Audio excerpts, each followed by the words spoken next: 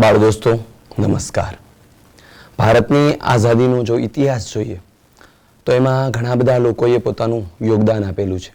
1857નો સ્વાતંત્ર્ય સંગ્રામ જોઈએ તો જેમાં બહાદુર શાહ ઝફર, નાના સાહેબ પેશવા, કાનપુરના સાથે સાથે જગદીશપુરના જાગીરદાર કુંવરસિંહ, તાત્યા ટોપે અને રાણી લક્ષ્મીબાઈ જેવા અનેક વ્યક્તિઓ છે. એમણે ભારતની આઝાદી માટે પોકાર અને ભારતની આઝાદીની લડતમાં મહત્વનું યોગદાન આપેલ. તો આવા જ એક ક્રાંતિકારી એટલે કે 1800 સ્વાતંત્ર્ય સંગ્રામમાં જેમનું મહત્વનું યોગદાન હતું એવા એક વીરાંગનાની વાત કરવા જઈ રહ્યા છે. ભારતના ઇતિહાસમાં જ્યારે પણ રાણીનું નામ લેવાય ત્યારે ચાતુરી, પરાક્રમ, શૌર્ય, તેજસ્વી અને વિરલ વ્યક્તિત્વ ધરાવતી મહારાણી કોઈ હોય તો એ હતા ઝાંસીની રાણી લક્ષ્મીબાઈ. લક્ષ્મીબાઈ છે એ અલગ અલગ 3 પ્રદેશો સાથે જોડાયેલા. તો એને નકશાની મદદથી પણ આપણે સમજીએ. સ્ક્રીન ઉપર ભારતનો રાજકીય નકશો આપ જોઈ રહ્યા છો, જેમાં અલગ અલગ 3 પ્રદેશો છે. પહેલું મહારાષ્ટ્ર, કે જે મહારાષ્ટ્રનું સતારા અને સતારાનું વાયગામ, કે જ્યાં તેમના પિતા, એમના દાદા, એમનું મુખ્ય વતન. બીજો પ્રદેશ એટલે કે ઉત્તર પ્રદેશ તમે નકશામાં જોઈ રહ્યા છો, ત્યાં એમનો જન્મ ઉત્તર પ્રદેશના કાશીમાં થયો. અને ત્રીજું સ્થળ એ છે મધ્યપ્રદેશનું ઝાંસી, અને તેઓ ઇતિહાસમાં ઝાંસીની રાણી લક્ષ્મીબાઈ તરીકે પ્રસિદ્ધ થવાના છે. તો વિદ્યાર્થી મિત્રો, ધીમે ધીમે આ મનુ છબીલી એ રમતા રમતા મોટી થાય છે અને લગભગ એમની ઉંમર 4 વર્ષની થઈ હશે ત્યારે એમના માતા એટલે ભાગીરથી દેવી છે એમનું અવસાન થાય છે. પિતા ખૂબ જ ચિંતિત થાય છે કે દીકરીનો ઉછેર કઈ રીતે કરવો. માતાનું અવસાન થયું છે, હવે એની સાર સંભાળ કોણ લેશે? અને આ દરમિયાન જ્યાં તેઓ કાશીમાં આશ્રય એટલે કે જેમને ત્યાં રોકાય અને પેશવાનું વહીવટી કાર્ય સંભાળતા હતા એ ચિમ્માજી એમનું પણ અવસાન થાય છે. એટલે ઘરમાં જે મુખ્ય વ્યક્તિ હતા તેમનું પણ અવસાન થયું. એમના માતા ભાગીરથી દેવી એમનું પણ અવસાન થયું. એટલે મોરેપંત છે એ વધારે ચિંતિત થાય છે, શું કરવું? આ દરમિયાન જ પેશવા એમને બીઠુર બોલાવે છે અને મોરેપંત એમની 4 વર્ષની મનુ છે એમને લઈ અને બીઠુર આવે છે. બીઠુરમાં બાજીરાવ બીજા એટલે કે જે પેશવા હતા, આ બાજીરાવ પેશવા છે તેઓને એક પણ સંતાન હોતું નથી. એટલે તે પણ ચિંતા વ્યક્ત કરે છે. તે પણ કે ભાઈ મારા પછી આ શાસન છે એ કોણ સંભાળશે? એટલે કે બાજીરાવ પેશવા છે તેઓ પોતાના જ પરિવારમાંથી 3 પુત્રો છે એને દત્તક લે છે. અને આ 3 પુત્રો એટલે નાના સાહેબ, રાવ સાહેબ અને બાબા સાહેબ, આ 3 પુત્રો છે એમને દત્તક લઈ અને પોતાના વારસદાર જાહેર કરે છે. હવે મનુ છે એને મહેલની અંદર 3 બાળ સાથીદારો મળી ગયા હતા અને તેમની સાથે તેમને બાળપણથી જ એમનું ઘડતર શરૂ થયું. તેમણે તલવારબાજી, ઘોડેસવારી, શસ્ત્રમાં અલગ અલગ વિદ્યા, વ્યાયામ અને રમતગમતનો તેમને ખૂબ જ શોખ હતો. સાથે સાથે આ મનુ છે એ ધીમે ધીમે જે મોટા થઈ અને એણે મોટું કાર્ય ભારત માટે જે કરવાનું હતું, રાષ્ટ્ર માટે કરવાનું હતું, એમનું ઘડતર અને એનું બીજ છે એ નાનપણમાં જ રોપાઈ ગયું હતું. હવે થાય છે એવું કે મનુ છે એ ધીમે ધીમે મોટી થઈ અને એમના પિતા એમના લગ્ન વિશે વિચારે છે કે દીકરીના લગ્ન કરવા અને એના માટે યોગ્ય વરની પસંદગી કરવી. અને આ દરમિયાન એક ઘટના બને છે. એ ઘટના મધ્યપ્રદેશના ઝાંસીમાં બને છે. ઝાંસીના મહારાજા ગંગાધરરાવ કે તેઓ આ સમયગાળા દરમિયાન વિદુર બને છે. વિદુર એટલે કે એમના પત્નીનું અવસાન થાય છે અને ગંગાધરરાવ માટે રાણી શોધવાની જવાબદારી છે એ ઝાંસીના મુખ્ય પુરોહિત તાત્યા દીક્ષિતને સોંપવામાં આવે છે. અને તાત્યા દીક્ષિત ઝાંસીના મહારાજ ગંગાધરરાવ માટે કન્યાની શોધખોળ એમણે શરૂ કરી. આ દરમિયાન તેમની નજર છે એ મનુ ઉપર પડે છે. મનુ છે એ પહેલેથી હોશિયાર તો હતી જ તે. એમને તલવારબાજી, ઘોડેસવારી અને અદ્ભુત શૌર્ય અને સાહસ દાખવતા જોઈ અને તેઓ એમનાથી ખૂબ જ પ્રભાવિત થયા અને તેમણે ઝાંસીના મહારાજા અને એમના પરિવારને વાત કરે છે કે ઝાંસી માટે યોગ્ય કોઈ રાણી હોય તો એ આ મનુ અને આભા છે. આ વાત મોરેપંતને જ્યારે મળી તો તેઓ પણ ખૂબ ખુશ થયા અને અંતે ઝાંસીના મહારાજ ગંગાધરરાવ અને મનુ છે એમના લગ્ન થાય છે. લગ્ન થયા અને એ સમયે એવી પરંપરા હતી કે લગ્ન પછી સાસરામાં એટલે કે એમના પતિ છે એમને નવું નામ આપે.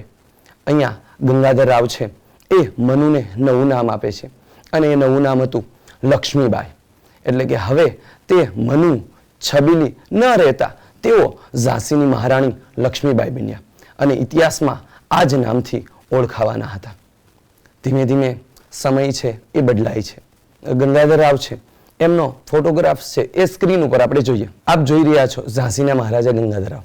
ઝાંસી છે એના મહારાજા ગંગાધર રાવ અને લક્ષ્મીબાઈ છે એમના ઘરે એક પુત્રનો જન્મ થાય છે અને આ પુત્ર 3 મહિના ઝાંસીને, લક્ષ્મીબાઈને, ગંગાધર રાવને અને તમામને 3 મહિના ખૂબ જ હસાવી અને 3 મહિના પછી એ ખૂબ જ રડાવી અને વિદાય લે છે.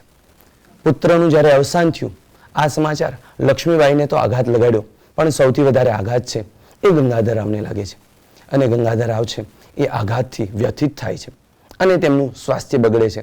દિન પ્રતિદિન એમની તબિયત છે એ વધારે ને વધારે ખરાબ થતી જાય છે. એમના વૈદ્ય છે એ પણ આ જે એમની તબિયત છે એમાં સુધાર લાવી શકતા નથી અને હવે ગંગાધર રાવ છે એમને પોતાની અંતિમ ક્ષણો દેખાય છે. આથી તે પોતાનું ઝાંસી છે એને વધારે સુરક્ષિત અને વધારે સુદૃઢ બનાવવા માટે અને પોતાનો એક વારસદાર નીમવા માંગે છે. આથી તે પોતાના જ એક પરિવારના સભ્ય એટલે વાસુદેવરાય અને એમના પુત્ર આનંદરાવ છે એમને દત્તક લે છે અને આ આનંદરાવને દત્તક લઈ અને એને નવું નામ આપવામાં આવે છે અને એ નવું નામ હતું દામોદર રાવ. આપ સ્ક્રીન ઉપર જોઈ રહ્યા છો દામોદર રાવ છે એ લક્ષ્મીબાઈ અને ગંગાધર રાવ છે એ દત્તક લે છે અને તેમને પોતાના વારસદાર નિમે છે. આમ ધીમે ધીમે ઘટનાઓ એક પછી એક બદલાતી જાય છે. આપ સ્ક્રીન ઉપર ઝાંસીનો કિલ્લો જોઈ રહ્યા છો.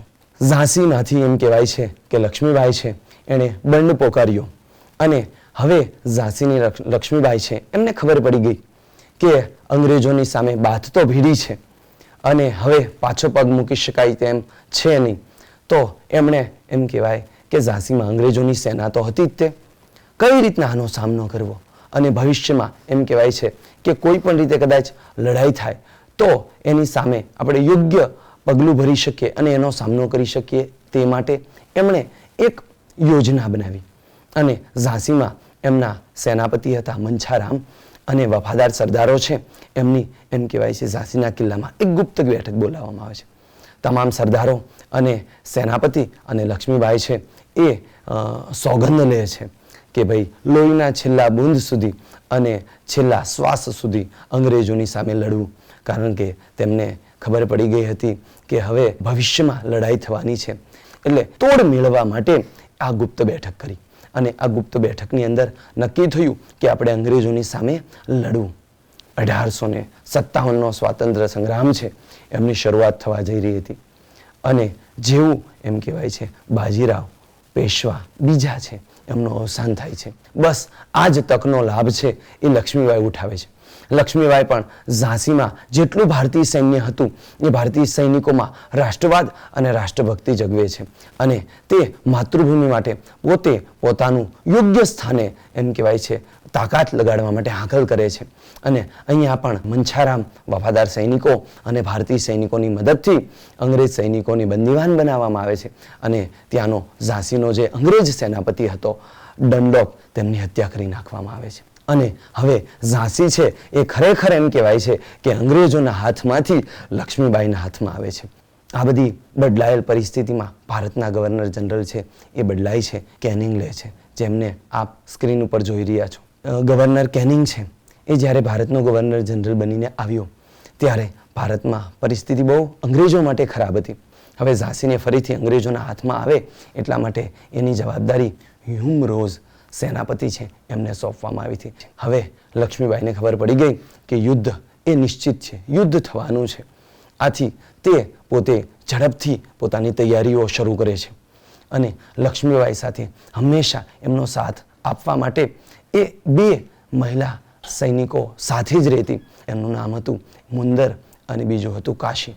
જો આવું નવું ચાલ્યું તો એ રોજનો સામનો કરી શકાય નહીં. આથી હવે આનો કઈ રીતે તોડ મેળવવો, તેથી તે પોતે પોતાનો ભાઈ એટલે કે 1857ના સ્વાતંત્ર્ય સંગ્રામનો ભીમ એટલે તાત્યા ટોપે છે એમની મદદ માંગે છે. અને તાત્યા ટોપે છે એ પોતાની બહેન એટલે લક્ષ્મીબાઈ છે એમની મદદ માટે 22,000નું સૈન્ય લઈ ઝાંસીની નજીક પહોંચી જાય છે. અંગ્રેજો છે એ તોપથી તાત્યાની સેના ઉપર પ્રહાર કરી રહ્યા હતા. જ્યારે તાત્યા ટોપે છે બંદૂકની ગોળીઓથી અંગ્રેજોની ઉપર પ્રહાર કરી રહ્યો હતો. શૌર્ય અને સાહસનો અદ્ભુત પરિચય છે અહીંયા લક્ષ્મીબાઈ આપે છે. આ દરમિયાન લક્ષ્મીબાઈને સમાચાર મળે છે કે એમનો તોપખાનાનો સરદાર છે એમનું મૃત્યુ થાય છે. આથી એમના બીજા સરદારો લક્ષ્મીબાઈ છે એમને ત્યાંથી સાચવીને સુરક્ષિત રીતે કિલ્લામાં પાછા એટલે કે મહેલમાં લઈ જાય છે. આથી હવે ત્યાંથી એમના સરદારોને છે એક જ અપીલ હતી કે લક્ષ્મીબાઈ આપણે અહીંથી નીકળવું જોઈએ. આથી લક્ષ્મીબાઈ તેમના સરદારોને સાથે એમ કહેવાય છે કાલપી તરફ જવાનો આદેશ કરે છે. કાલપીમાં ત્યાં નાના સાહેબ અને તાત્યા પહેલેથી મોજૂદ જ હતા. રોજ પોતાનું વિશાળ સૈન્ય લઈ અને કાલપીમાં પહોંચી જાય છે. નાના સાહેબ તાત્યા અને લક્ષ્મીબાઈ અને આ બાજુ અંગ્રેજોની સેના વચ્ચે અહીંયા પણ ભયંકર યુદ્ધ થાય છે. આ યુદ્ધની અંદર લક્ષ્મીબાઈ છે એ પણ તાત્યા અને નાના સાહેબની મદદ માટે પડે છે અને અહીંયા પણ એ અદ્ભુત શૌર્ય દાખવે છે. હવે ધીમે ધીમે અંગ્રેજો પાસે વધારે ને વધારે સેના આવતી ગઈ અને આ બાજુ નાના સાહેબ તાત્યા અને લક્ષ્મીબાઈએ આ સૈન્ય છે આ કિલ્લો છે એ છોડવો પડ્યો. આથી નક્કી થયું કે જયાજીરાવ છે એમને હરાવી જયાજીરાવ અને ઝાંસીની રાણી રાવ સાહેબ, નાના સાહેબ અને તાત્યા ટોપે આ બધા વચ્ચે ભયંકર યુદ્ધ થાય છે, જેમાં જયાજીરાવની હાર થાય છે. નાના સાહેબ, રાવ સાહેબ, તાત્યા ટોપે અને લક્ષ્મીબાઈ છે એ જીતે છે અને ગ્વાલિયર તેમના હાથમાં આવ્યું. એટલે રોજ પોતાની વિશાળ સેના લઈ અને ગ્વાલિયરનો કિલ્લો છે એ ઘેરી લે છે. અહીંયા પણ યુદ્ધની અંદર તેઓ અદ્ભુત શૌર્ય, સાહસ, આત્મવિશ્વાસ, જોમ અને જુસ્સાથી લડે છે અને અંગ્રેજો છે એમનો ઘેરો તોડે છે અને જીવા નીકળવાનો પ્રયત્ન કરે છે. ત્યાં જ અંગ્રેજોની ગોળી છે એમને પગમાં વાગે છે. હજી તે ધ્યાન આપે ત્યાં જ એમ કહેવાય છે એક અંગ્રેજ અધિકારી છે એ તેમના માથા ઉપર ભયંકર તલવારનો ઘા કરે છે. 18 જૂન 1858ના રોજ લક્ષ્મીબાઈ છે અંતિમ શ્વાસ લે છે. અંતે લક્ષ્મીબાઈ વિશે એવું કહેવાય કે ચમક ઉઠી સન 57 की वह तलवार पुरानी थी, चमक उठी सन 57 की वह तलवार पुरानी थी, खूब लड़ी मर्दानी, खूब लड़ी मर्दानी, झांसी वाली रानी थी, झांसी वाली रानी थी. आभार. इकाई 1 तेरी है जमी. कविता. बाल दोस्तों, आज आप जो गीत सुनने वाले हो वह प्रार्थना गीत है. इसे द बर्निंग ट्रेन से लिया गया है. तो सुनिए, ध्यान से कविता सुनिए.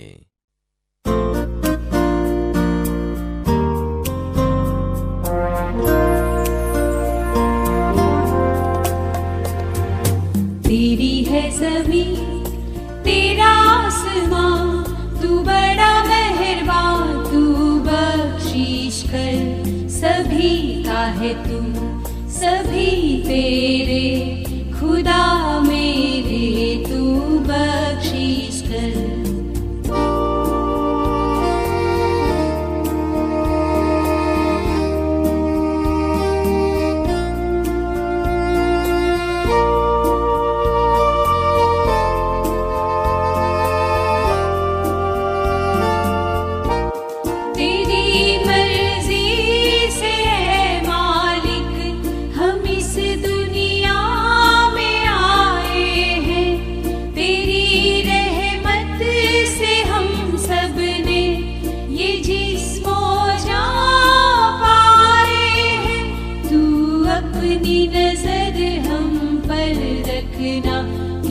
हाल में है ये खबर रखना.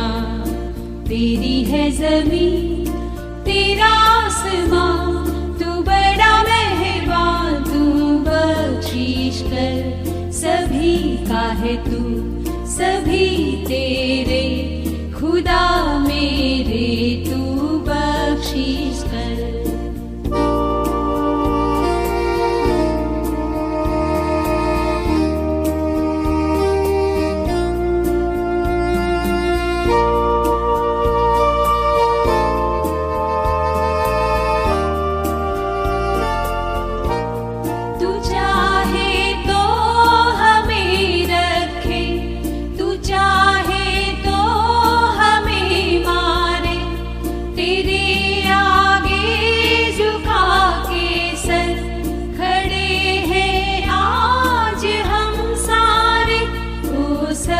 सबसे बड़ी ताकत वाले, तू चाहे तो हर आफत टाले।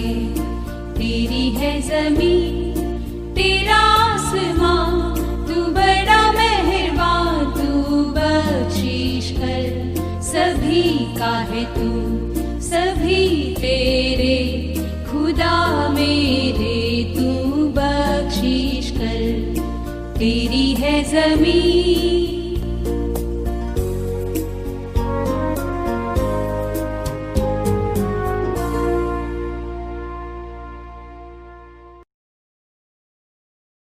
कविता का गान कीजिए।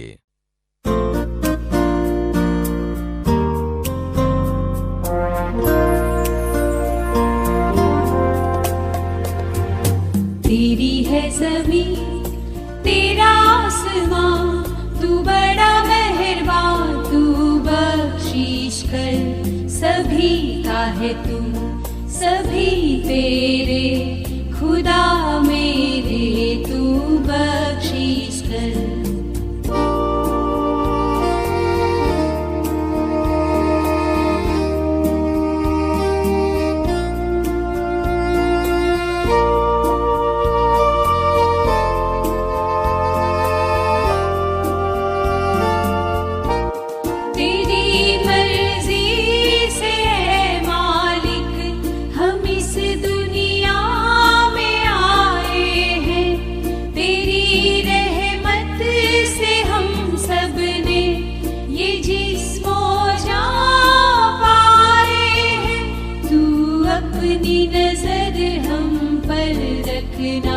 किस हाल में है ये खबर रखना, तेरी है जमीन तेरा आसमां, तू बड़ा मेहरबान, तू बख्शिश कर सभी का है तू, सभी तेरे खुदा मेरे, तू बख्शिश कर।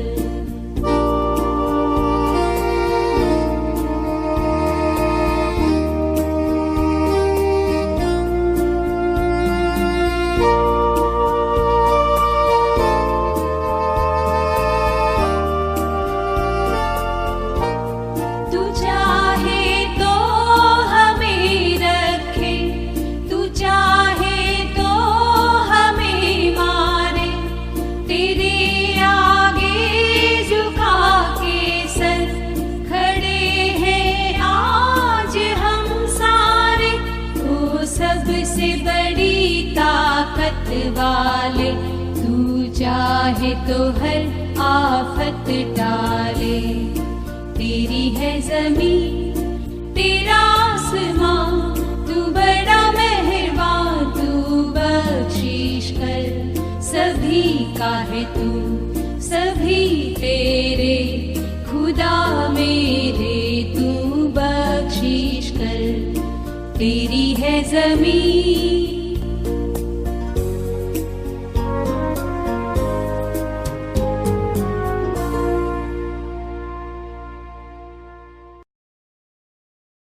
बाल दोस्तों, आपने कविता सुनी और समूह गान भी किया, तो चलो अब आप खुद गान करो।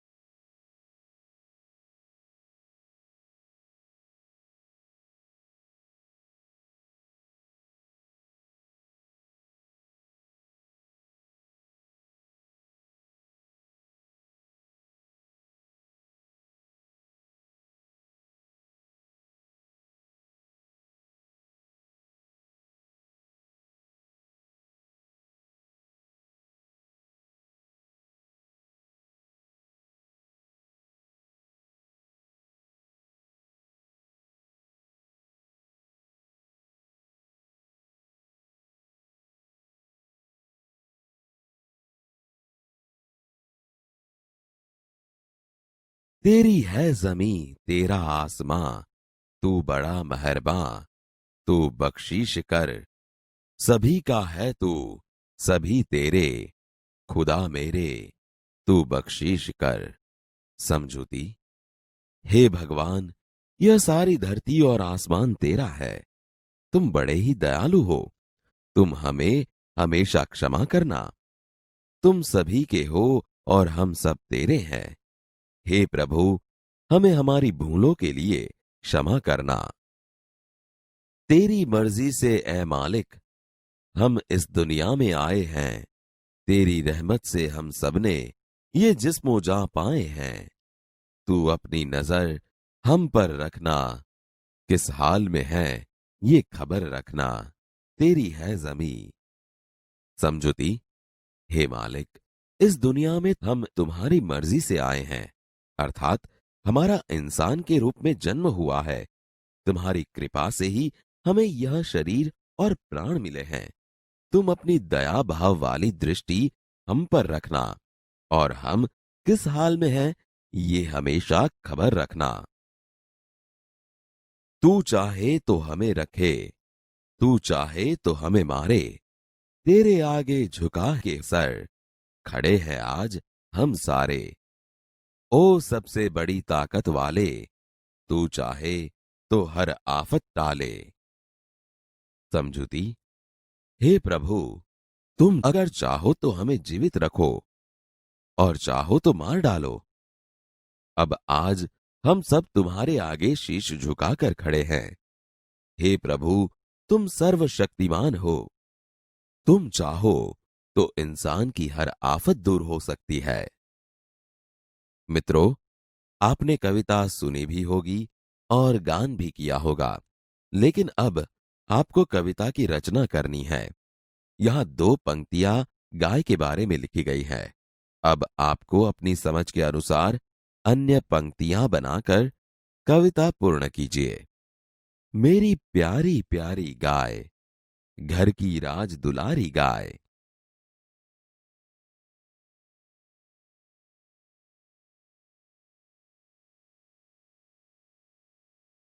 बाल दोस्तों, यहां पर एक चित्र दिया गया है। आप अच्छी तरह से इससे परिचित हैं। इस चित्र के आधार पर आपको एक छोटी सी कविता बनानी है। तो हो जाओ तैयार और अपनी सोच को बढ़ाओ। जैसे सुबह सुबह सूरज निकलता, सूरज का स्वागत करने फूल खिलता।